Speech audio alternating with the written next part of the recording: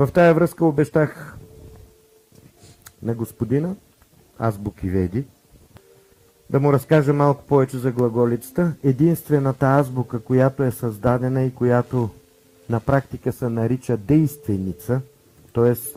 практическо приложима за тази планета азбука, е глаголицата. Горе виждате изписано на глаголен език, на езика на глаголицата, глаголица. Ето тук, глаголица.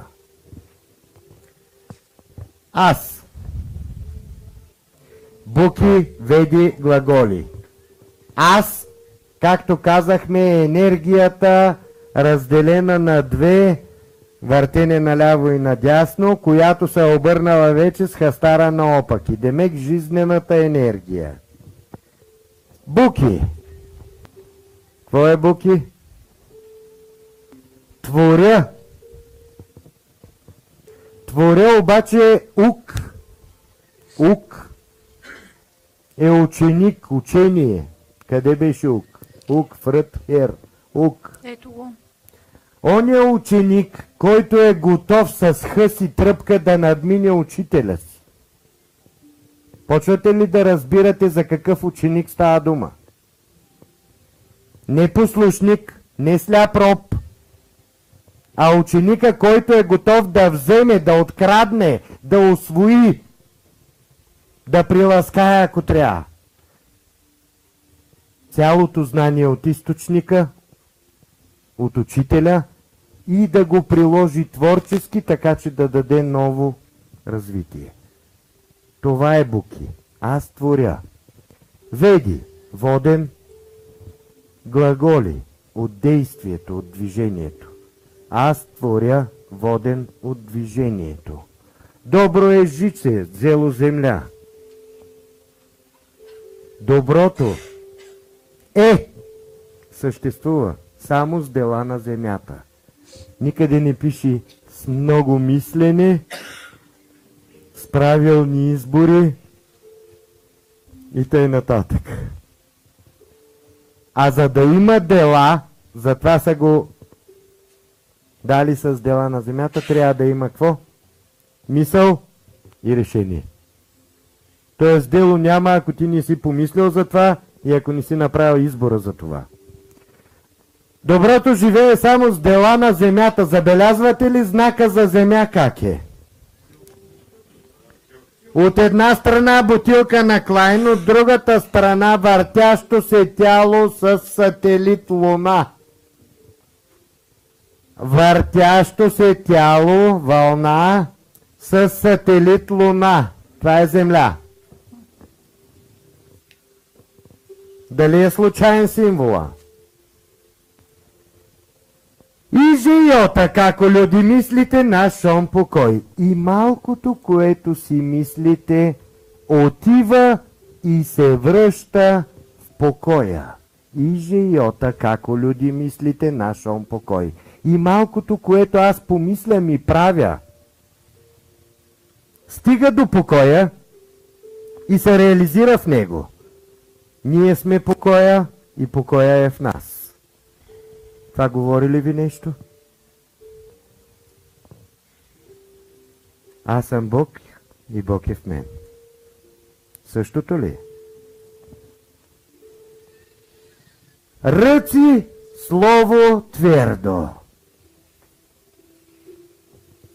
В ръцете, словото, мисълта е какво? Става материя. Кой прави материята тогава? При това с ръцете си. По-велико послание да сте чували? Това е цяла философия, която ви беше разказана за цял ден днеска. Ук фрът хер. Ук като знанието на ученика. Фрът като летя, но едновременно и с това завихрям, правя вортекс. Хер всеки. Тоест всеки има възможността да се самообучава и да завихря или да лети. Всички можем да летим, казано иначе. Ук фрът хер. Съзнанието на ученика, който е готов да надмине учителя. Ща си черв ша ера ери юсан юсон иньян юсят. Давай. Ако искаш направо. Благодаря. Творческата жизнена енергия, зациклена самоцелно в себе си, ни връща в потенциала на източника. Ща, ци, чаш, червша. Човече, деца, хора, стремежат към единното знание. Човече, деца и хора. Върни обратно, да им го покажа. И да видим като знак каква е разликата. Ера, ер, ери.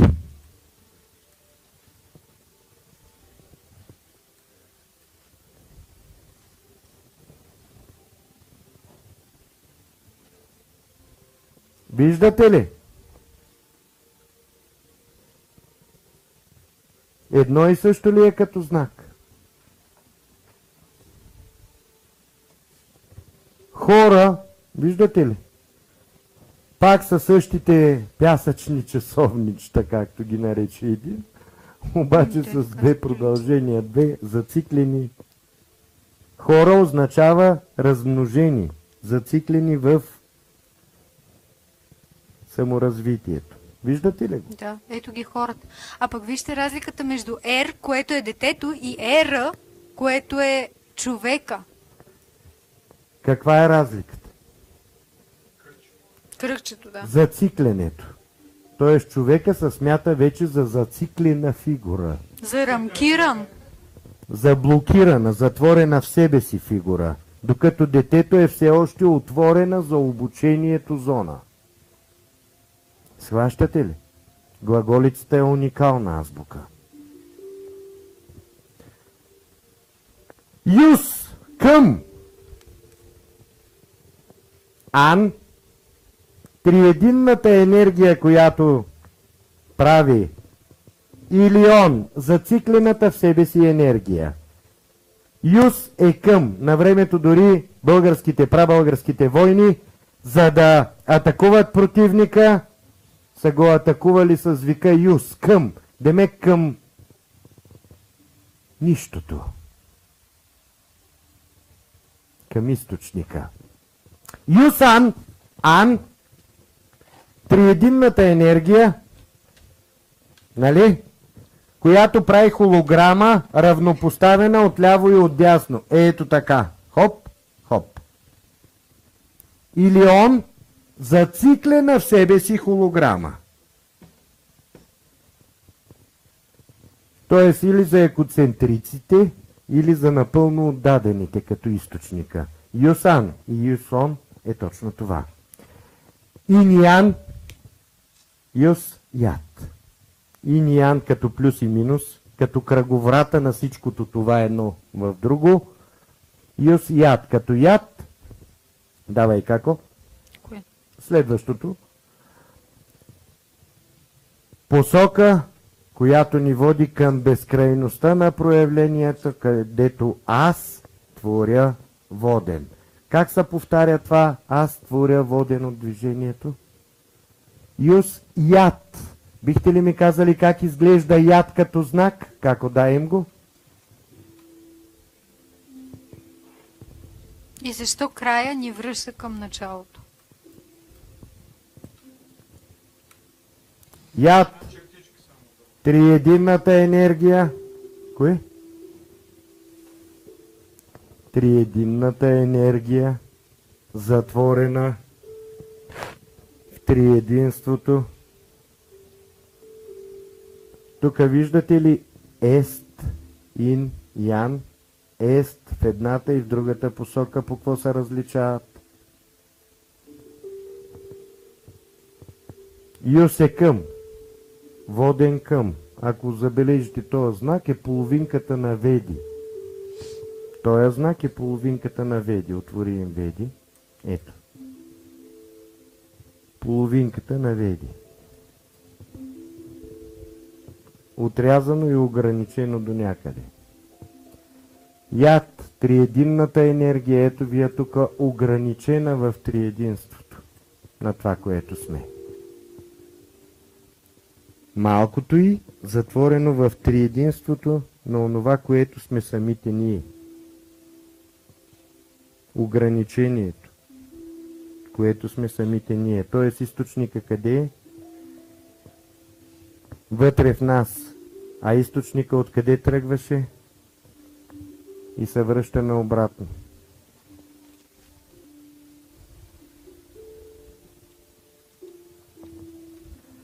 Аз творя воден от движението, доброто живее само с дела на земята и колкото и малко да си мислите, то потъва и се проявява в покоя.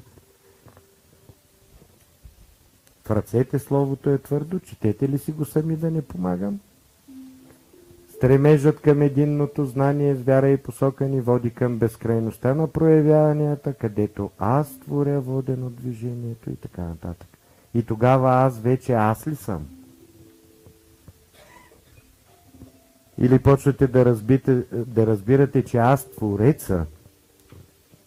Аз триединната енергия, която е преминала сама през себе си, за да сътвори цял свят. Кое не разбирате тук? Въпроси има ли? Я да чуем. Кое е наложило ли? Ай сега мога ли да ти задам въпроса? Кое налага да те изтрият от картата на планетата Земя? Вас, Булагар.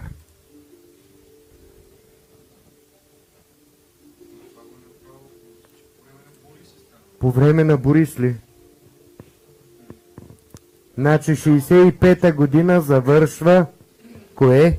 865-та, да върна в историята, покръстването. Покръстването завършва след 7 годишното турне на Кирил и Методий, където 7 години двамата византийци, няма да ви казвам как се казват, наречени Кирил и Методий, обикалят из българските земи, за да събират информация за глаголицата и на какъв език говорят българите, за да им създадат азбука, която да отговаря на техните потребности.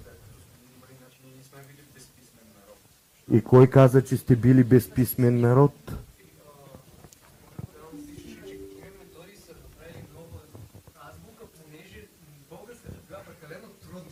Чухте ли?